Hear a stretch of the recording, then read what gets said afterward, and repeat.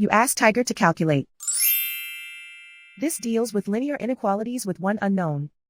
The final result is x greater than 7. Let's solve it step by step. Simplify the expression.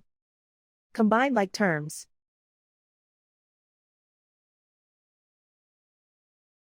Group all x terms on the left side of the inequality. Subtract x from both sides.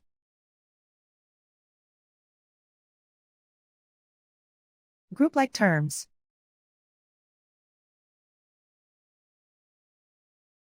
Simplify the arithmetic.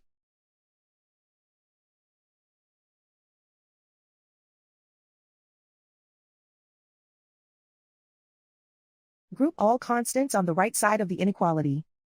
Add 7 to both sides.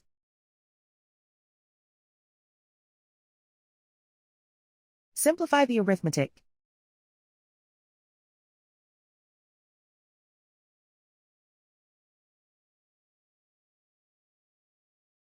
Plot the solution on a coordinate grid.